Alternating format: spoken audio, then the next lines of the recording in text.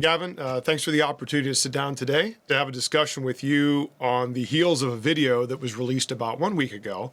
It was a good interview and discussion between Sir Roger Penrose and Jordan Peterson.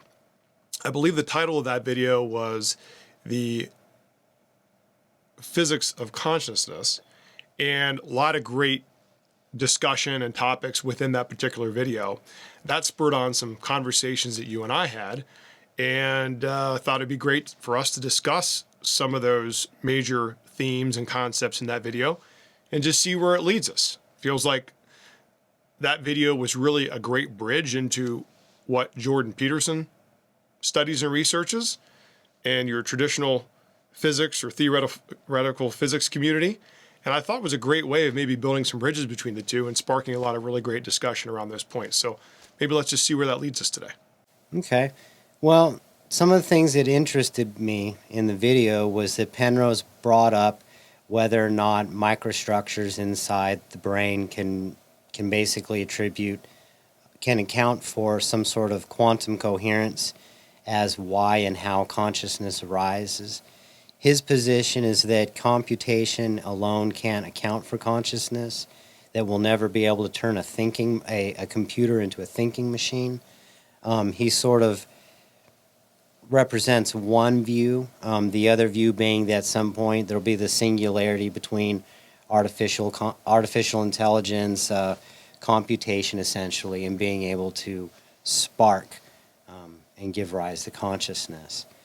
The thing that I really enjoyed about what Penrose presented was he actually did it in a very elegant, simple way, and drew up the fact that the way, at least how he presented it, is that the way we think of understanding and consciousness and awareness in relation to computation, mathematics, or logic is that we can't actually capture what it means to be conscious or what consciousness is in some form of proof, computation essentially. And he appealed to Kurt Gödel's incompleteness theorem as essentially, an example of that where, and this is an oversimplification, I would be barbecued by mathematical logicians for presenting it this way, but I think it's fair as far as an analogy to present or to represent what Penrose suggested, is that when you're reading a mathematical proof, the understanding that comes that allows one to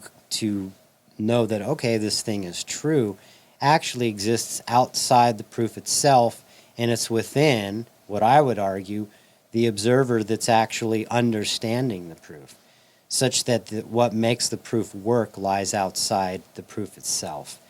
So for me, this is very familiar territory, especially if you look at the way existics is built and the model it's built around.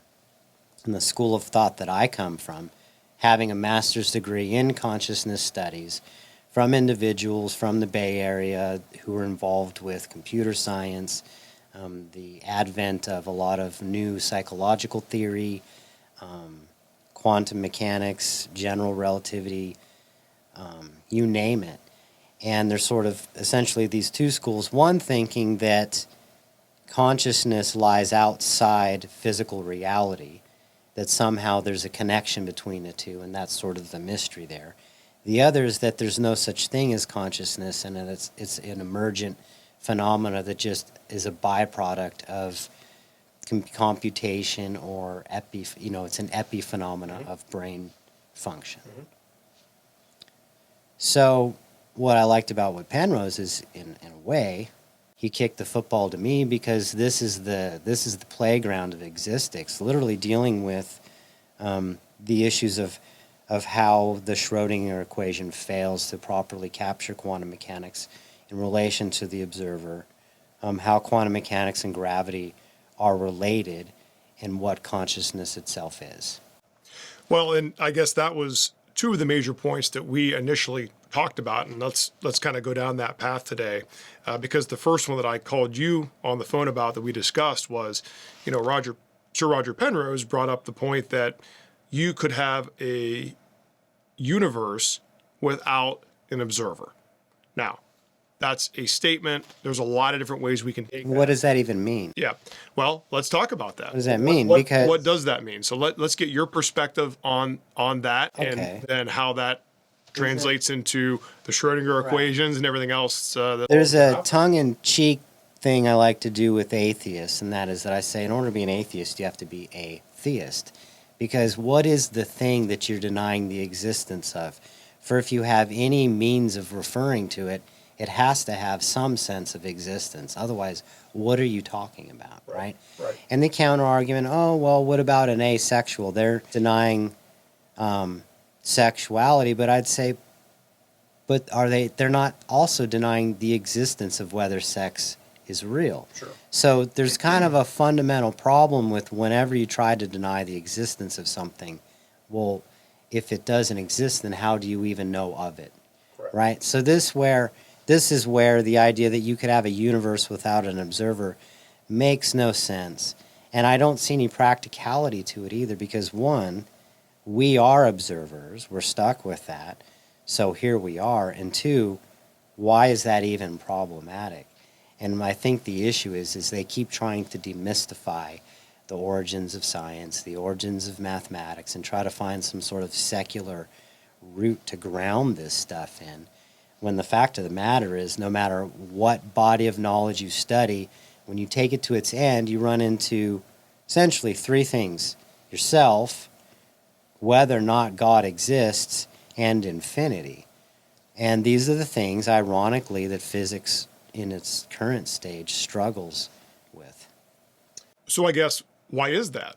Maybe taking a side road for a minute. Is it ignorance? Do they know something we don't know? What do you think?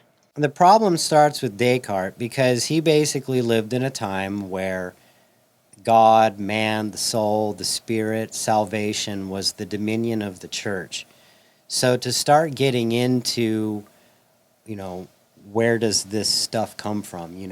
You're starting to cross into the jurisdiction of someone else's authority, right?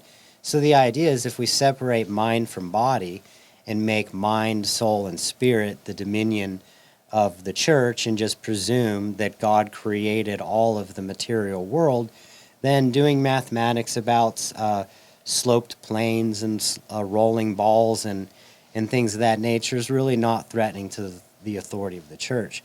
Problem, though, arises is that after the industrial age and after the Enlightenment age, and when things became a little bit more secular, we sort of lost the baby with the bathwater, and our relationship to our creator, if you will, and what it even means to be of sentient being. What is it to be a sentient being? What does it even mean to I think, right? That just got brushed off, and so conveniently they were able to ignore the more mystical side, like the Rosicrucian origins of certain aspects of chemistry and the Pythagorean or more mystical secret society origins of mathematics. These things were able to be brushed aside so that then when we come back and we're like, okay, how do we deal with consciousness? The easy go-to knee-jerk reaction is, well, there's just no such thing. That's just archaic. And so here we lie. But the irony in all this is that, meanwhile, physics is stuck with a broken cosmology. The standard model has now been obliterated because of the fact that the W boson is showing a different mass than it should, right? Amongst a multitude of other problems that have risen with the standard model of particle physics. The fact that it doesn't account for gravity. The fact that everything in the standard model of particle physics are massless particles, and then they're reliant on this Higgs particle, which is supposed to then inject or bring mass into the standard model. But the problem with that is that anyone that's honest about the data saw that it was mostly coupling with exchange particles. It never truly was showing evidence of coupling with quarks or leptons. They took the expectation values of the quarks, the expectation values of the leptons that were observed, which were below 5 sigma, added them together to be over 5 sigma and said, look, it's coupling with fermions. Right. That's cheating because there were subtleties in there of things that my mathematics predicted that were much more precise and much more revealing. See, but the problem is my mathematics caters to a way of thinking that accepts consciousness as part of existence. Their line of thinking comes from, no, we don't need consciousness in the model. In fact, we can just sterilize the entire model and not have it observer dependent, as Penrose was saying. But if that's the case, then why is your model broken? Sure. I'm making predictions for the past, I have videos on YouTube with millions of views, with countless predictions, even ones I wasn't fully aware of, because mathematics has implications that even the progenitors can't foresee, that in hindsight, I'm sitting there saying it, not aware, but it's just a byproduct of that mathematical line of thinking. So that being stated, how is it that I'm in this position, presuming and embedding essentially consciousness into my axiomization and successfully making predictions about gravitational waves arriving prior to a photon or electromagnetic frequency, right? Or that the accelerating universe is going to vary over a period of time. I predicted that. That's now being observed. Right. Or that the W particle may be locking in, that the neutrino is a Majorana particle. I stated that. So, for me, it's just really ironic, because what Penrose essentially brings up is he appeals to Gödel's incompleteness theorem, that there's something outside the computation that's able to make awareness and understanding give rise to it. Yet I'm sitting there watching consciousness itself contemplating its own existence in relation to computation, which is an extension of its own awareness, through a self-expression of I am, and yet the I am thing's not having that I am experience. Right. So what was odd to me about Peterson is he's literally a conscious, aware being, self-expression of being. He is. I'm not going to argue whether or not Jordan Peter exists. I presume it. He exists. Jordan Peterson is, right? Sure. And in that state of being, he's contemplating, how do I computate the very thing that brings computation about? And so the irony is the reason why you can't put into computation consciousness, because consciousness is the very thing from which the computation is an extension thereof. And so it's not even possible. It's like, how do I nail a hammer in? Right? Like it's almost like a pseudo problem, in that it almost suggests, are these individuals self-aware? Well, of course they're self-aware. Sure. But I think what human beings have a struggle with is the reality that no matter how hard we try, that very thing that we seek can never be put into computation. So I was going to go down a different path, but let's continue on this and specifically talk about the mind-body problem and consciousness, and is consciousness local? Is it non-local? Maybe give me your thoughts on that, because I think that very well parlays into what we've been talking about, and maybe some of the experiments that we've seen on. Well, there's several assumptions going on. One of the assumptions is that this sensual, I call it sensual, but it's really sentient experience that we're having, is identical to outside the experience.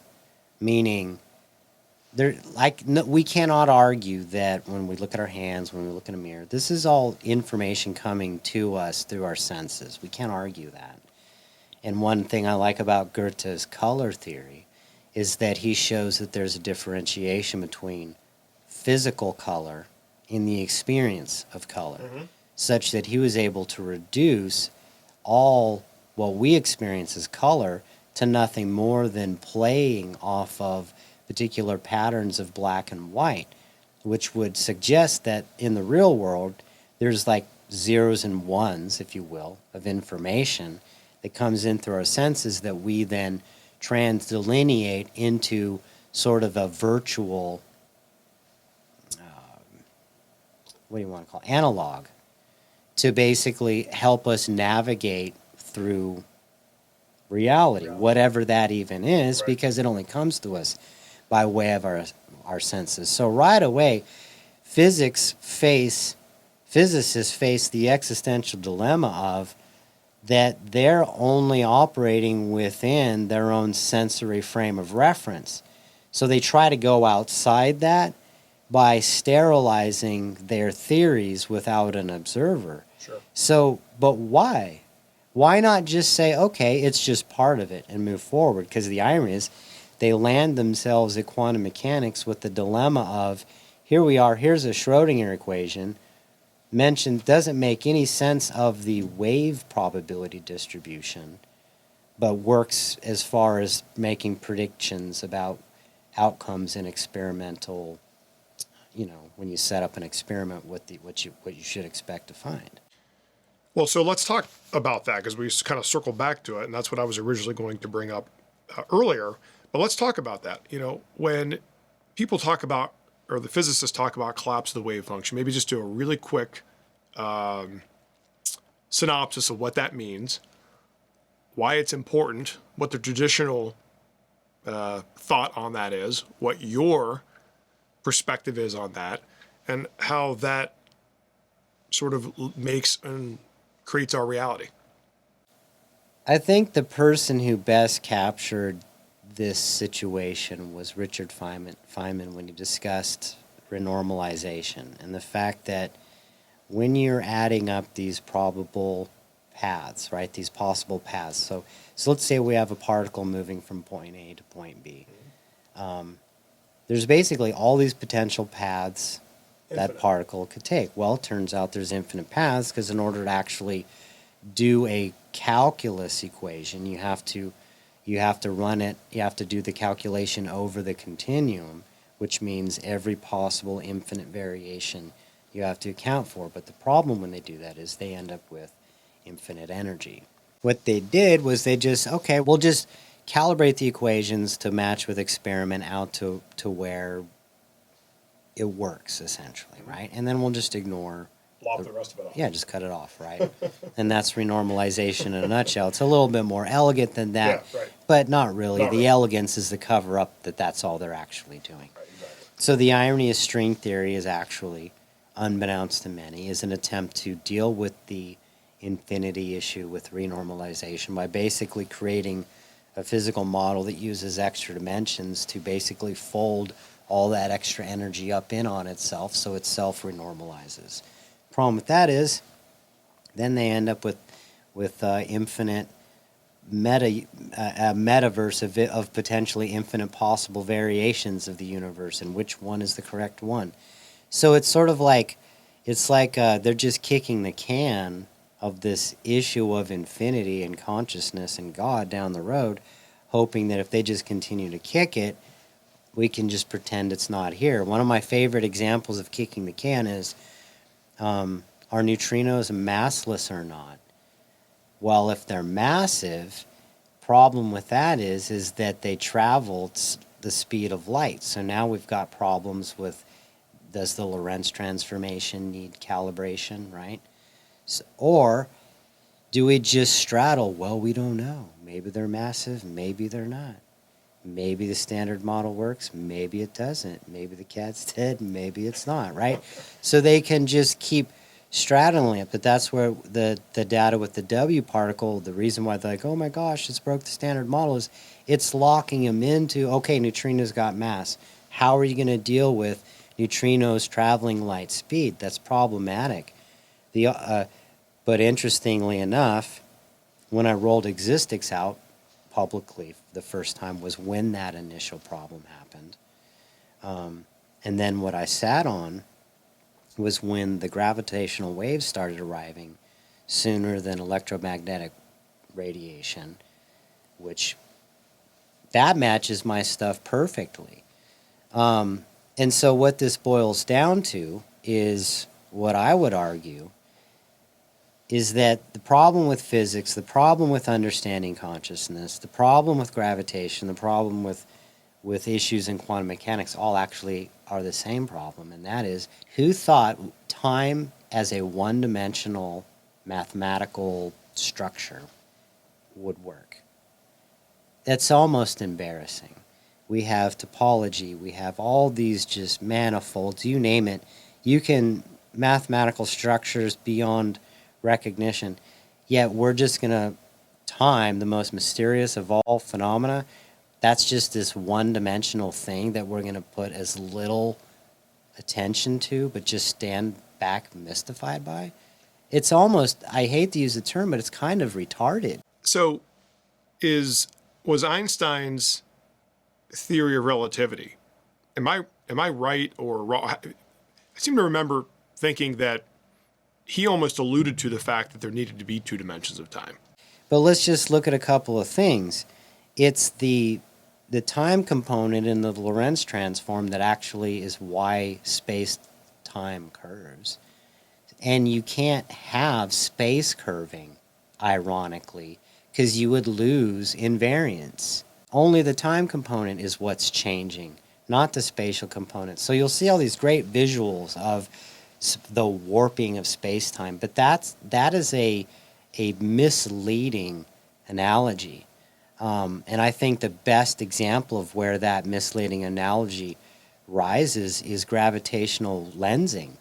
So we're seeing these images of the same object more than once spread out over a period of time, and we're treating it as though it's lensing like light through water or light through a lens. And that's extremely problematic, because if the time component is the only thing that makes curvature possible, I would make the argument from a multiple time dimension perspective that actually gravitation is not the curvature of space-time.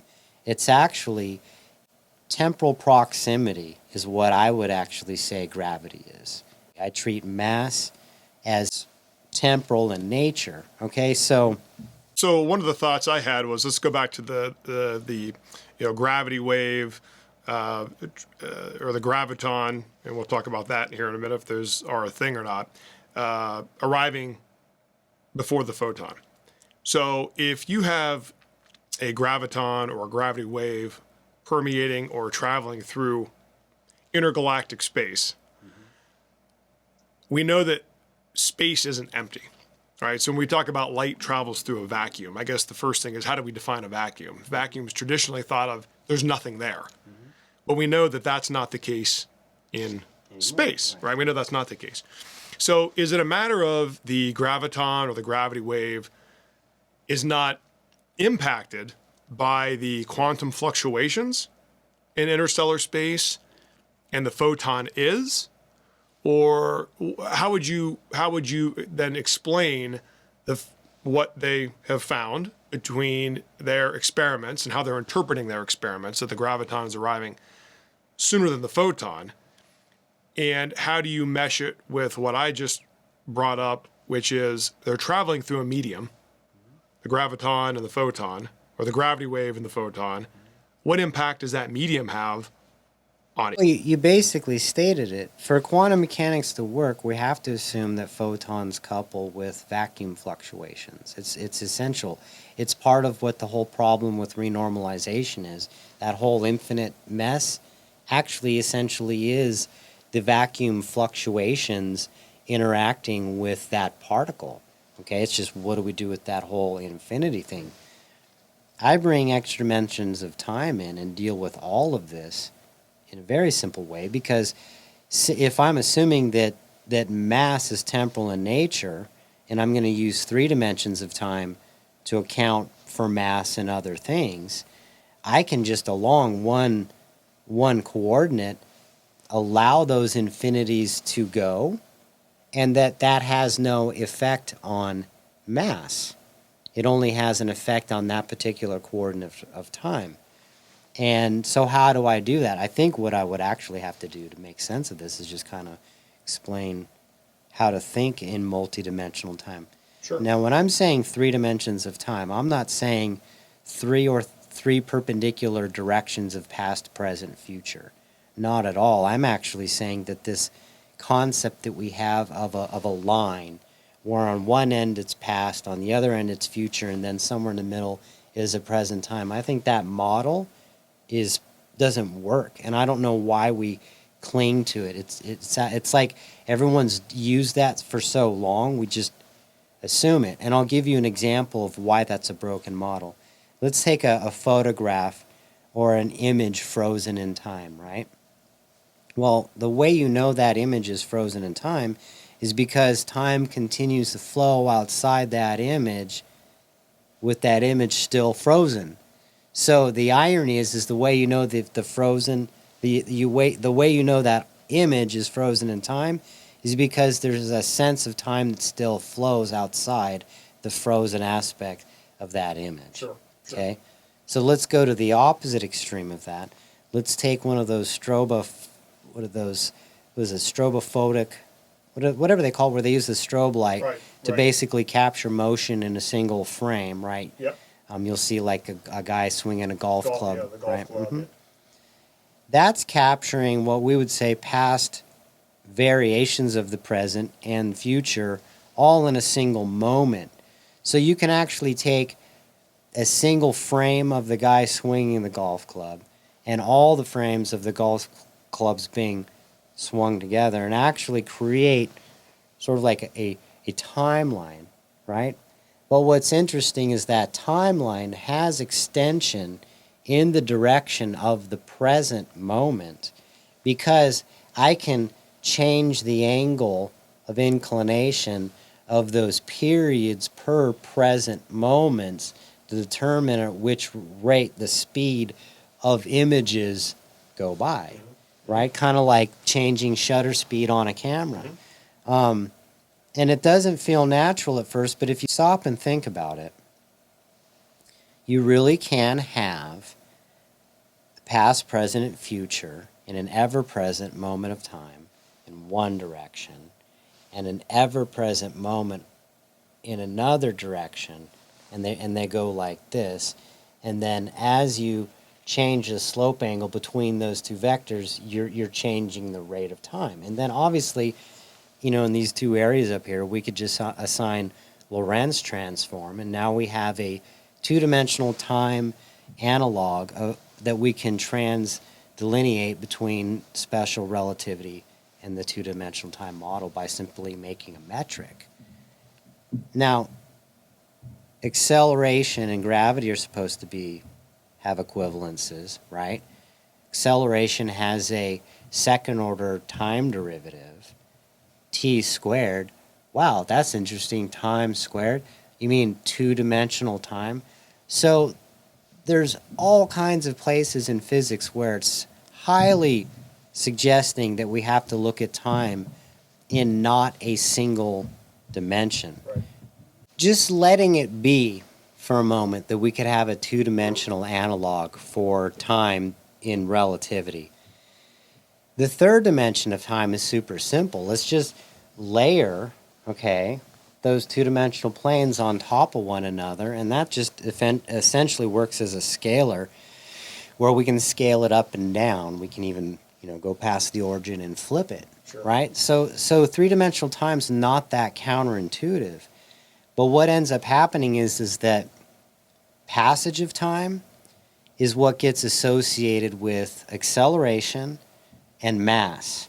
And so what's interesting is a displacement or a change in the rate of the passage of time has equivalences with acceleration, and the passage of time itself has equivalences with inertia, energy, and mass. So going back to the gravitational wave Right. and the photon traveling through space, since we know, and since it's observed, and since it's assumed in quantum mechanics that the vacuum has virtual photons and that there's this quantum foam, if you will, of these virtual fluctuations that electromagnetic waves will interact with as they go through interstellar or intergalactic space.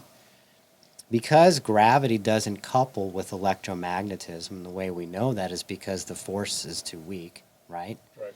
We would have unified electrogravitics a long time ago if those coupled, right? So we know that gravity doesn't couple with the vacuum. So essentially, gravitational waves are what we should be assigning the Lorentz transform to, and not light, because the fact that light travels through the vacuum and interacts with it. So this raises the question, so is light traveling slower than light? No. What it is light's going light speed, but because it's going through a change in the rate of the passage of time, okay, and how do we know light is going through a change in the rate of passage of time? It's a transverse wave. It's a displacement, it's a temporal displacement over a period of time. That in temporal mechanics literally means change in the passage of time. So, since photons are experiencing passage of time, and since ironically gravitational waves are not, the photons arrive after the gravitons. Now, in all fairness, gravitational waves are transverse waves too, but they're traceless, and it's a quadrupole. And if you look at the graph that energy bleeds off from a wave that's quadrupole, it's one over the distance. Okay, and it looks like this. It's basically just your generic f of x equals 1 over x curve. For electromagnetic waves, though, because it's a dipole, it bleeds off 1 over x squared, 1 over r squared, okay? And so that's essentially makes like a spike like this. So if just looking at the graphs, you see an asymmetry where, okay, the mathematics of the gravitational wave has a symmetry between the positive xy plane and then the double negative xy. I'm sorry, between these two coordinates, right? They have a mathematical equivalence because the double negative is the same thing up here, right? So we can just, and also, so it makes sense that the gravitational wave would be traceless, etc. So we can see, just looking at the mathematics, okay, gravitational waves are going to show up before light. I don't have a problem with that. The problem is that doesn't fit in any of the standard models of physics. You can't put that into cosmology. You can't put that into general relativity. It's sort of known, okay, but they don't have the mechanism to merge those two. Do you see what I'm saying? Sure, absolutely. And the not merging the two reflects the incoherence between gravitation and electromagnetic phenomena. But the irony is because I'm able to account for change in rate of the change in the passage of time of photons going through intergalactic space and predict that they're going to show up after gravitons or gravitational waves, then I'm actually predicting and accounting for it. So what's interesting is, to come full circle, Sure.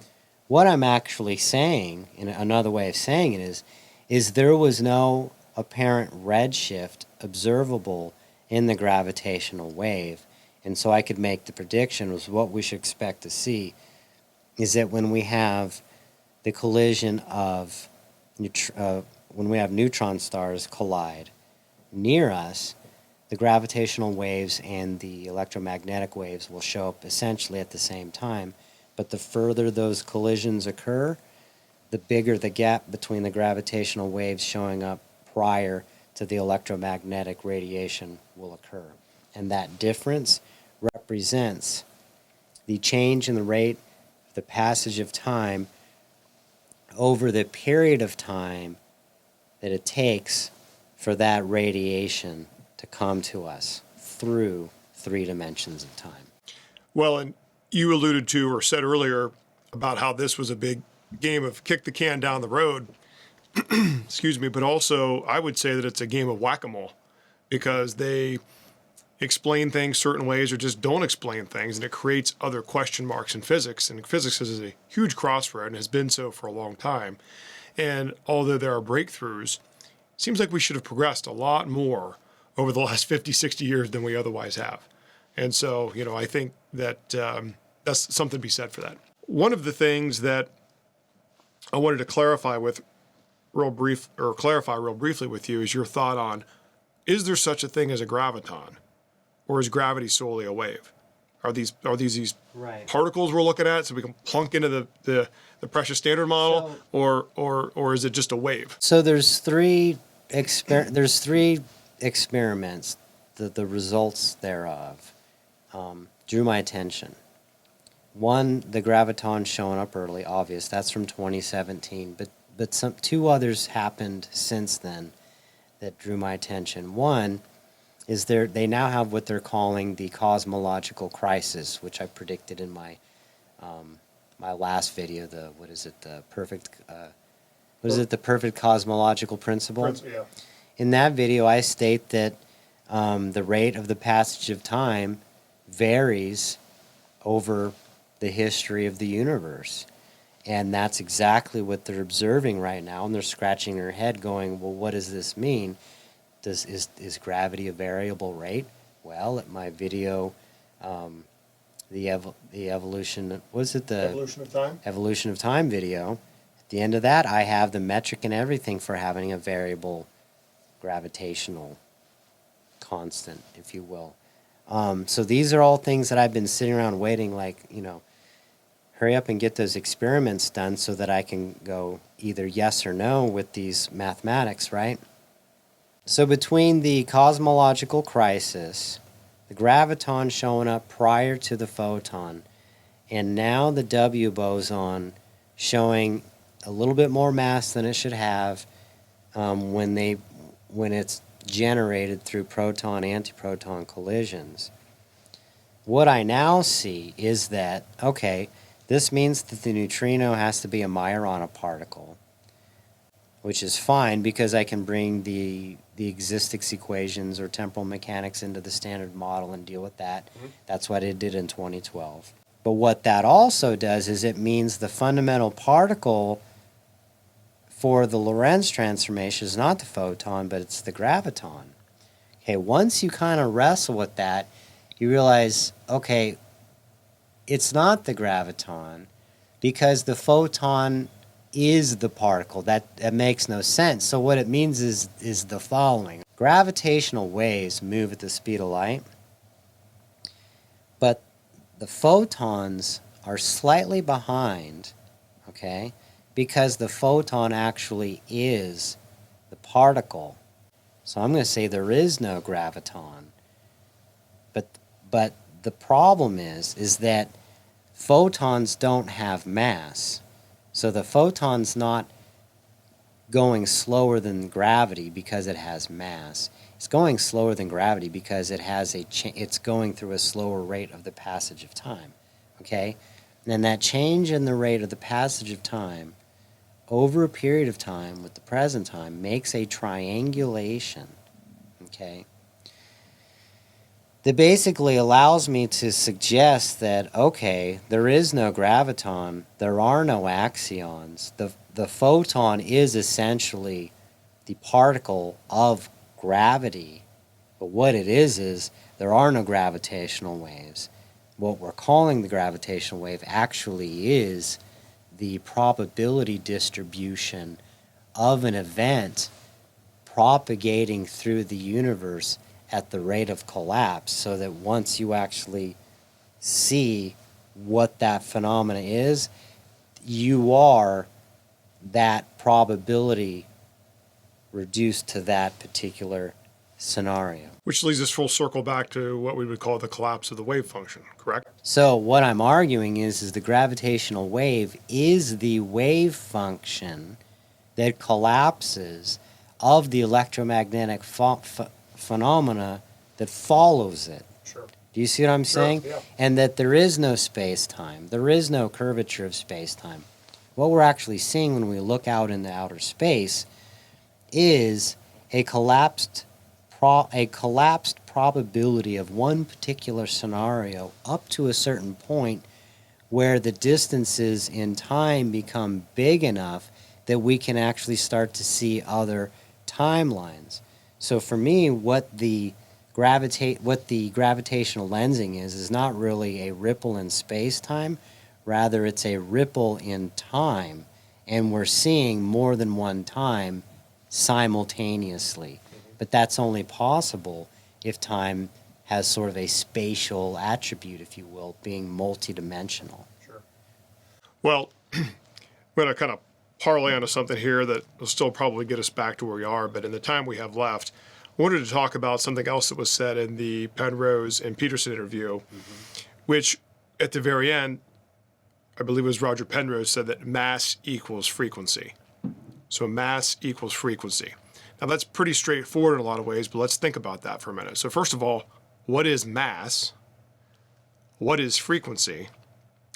And if they equal one another, they should equal one another, right? They should be effectively the same thing. Or so how do we reconcile what is mass, what is frequency, and what do we mean by that? And how does that fit into the three dimensions of time and the temporal aspect of mass? No one knows what mass is. It's a fundamental property you have to have in physics in order to have essentially time, because what mass allows for is things that happen at different rates of time. So there's kind of a clue here that mass is temporal in nature.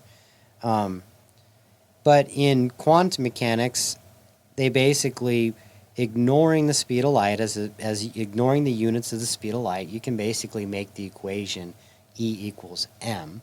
And what all that really means is mass can be broken down into quantized frequencies, right? Okay, well, what's a frequency? A frequency is a displacement in time. So mass is a displacement in time. So again, mass is temporal in nature, but without extra parameters, without extra dimensions, without bringing that in, you don't have everything. So the irony is by bringing in essentially three dimensions of time, was able to define mass, define acceleration, define chirality, define the arrow of time, and that ultimately define what curved space-time even means, and bring all that together, make a series of predictions that are now starting to emerge. And one of those essentially is the photon showing up after the gravitational wave, and so on and so forth. I know we're just kind of doing circles, but No, it's good. I mean, all these things lead back and tie into one another. So it doesn't matter really the entry point. If everything's tied together, we're gonna go to all these different places. Just depending on what entry point do we start at. Everything loops back. Everything's connected. At least I think it is, and I think you generally do too. So it's no mystery that we come back to effectively where we started. It kind of should be that way.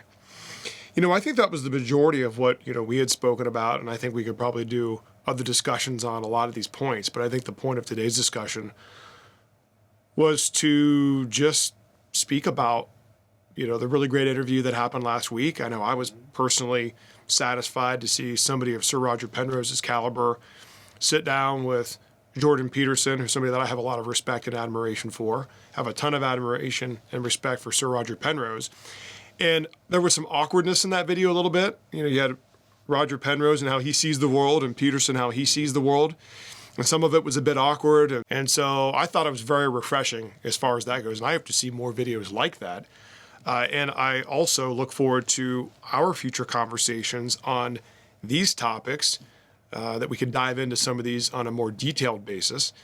And certainly maybe pursue and discuss a lot of the other seemingly infinite amount of topics there are out there in the realm of physics and consciousness and time, because it's a very fascinating topic.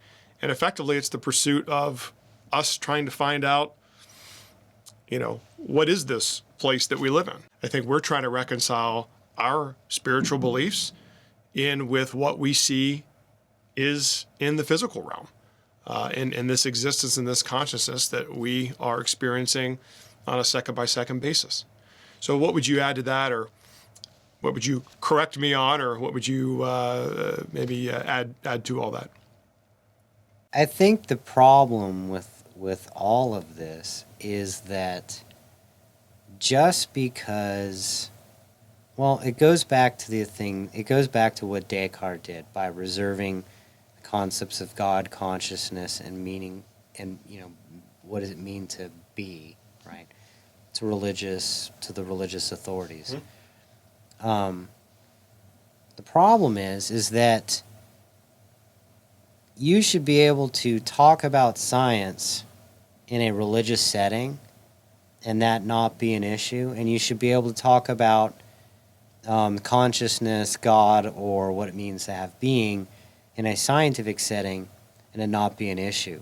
Because the irony is that if we're going to maintain the tradition that these kind of are separate fields, because for the most part they are, whether or not a ball rolls down an inclined plane and whether or not a person is getting satisfaction out of their experiences of life are very different. Sure. And I don't see anything wrong with isolating those, but just because they're isolated doesn't mean one negates the other. Right. I was at a lecture where an authority on these subjects, his name was Houston Smith, and he was asked, do you think science and religion will they ever be reconciled? And his answer was no. Why would you even think that, one, that they could, but two, that they should, right? So the irony is it's foolish to think that science works without consciousness, because science is not in the business of defining consciousness, right. Ironically. Right. Okay, so the irony is okay, do your science without God, meaning of being and consciousness there, but that doesn't mean they don't have inherent value, because if you're not careful, you're going to run right up against them in your theoretical models that you've created that what's the right word? Marginalize them. Sure. Well, and I think throughout history, you look at some of the greatest minds and scientists and philosophers who've offered a radically different perspective on people's take on things. For example, Galileo. I think he was on house arrest the last 5 years of his life or something like that. And apparently, you know what it is? Rolling balls down inclined planes is dangerous, apparently. Hazardous to your health? Yeah. Well, I think that's the thing, if you look back through history, that's really unfortunate that the people that have offered some of the more radical perspectives, now certainly there's people that offered radical perspectives that are just, whatever, not found to be true. But typically the advancement in our pursuit of existence or humanity has happened by people that have offered pretty radical perspectives. I mean, how many people poo-pooed on Einstein for how long? So, so again, just case in point to that. Moral of the story is discussion's healthy. We need it now more than ever. And we don't have to agree, but I think certainly we need to respect everybody's opinion, because about the time you think somebody's totally nuts or that a perspective is not correct and you just throw it to the wayside, there might be elements of that might have some merit. That's usually how it turns out. Right. It's the irony of things are always that way. Absolutely. Well, thanks, Gavin. I really appreciate the opportunity to talk today, and it was a great discussion. I look forward to future discussions together. Thanks. The year is 2022. Cancel culture is the new normal. Online freedom as we know it has ended. Digital stockades are here.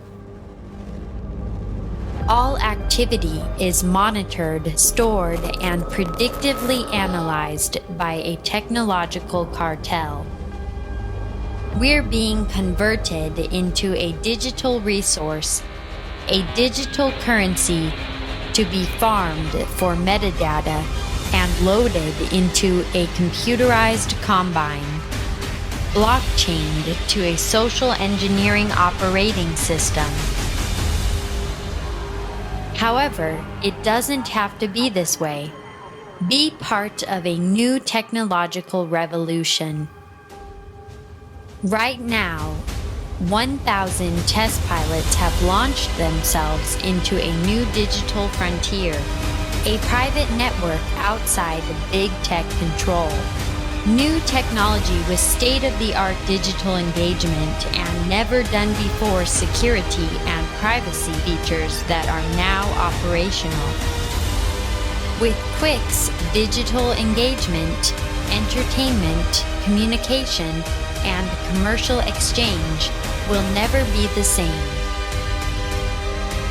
We are QUX. Quicks. Advanced pre-release sales are limited to 3,000. Order now by visiting quicks.tv. Get yours now before they sell out. Be part of a brand new online experience that you control.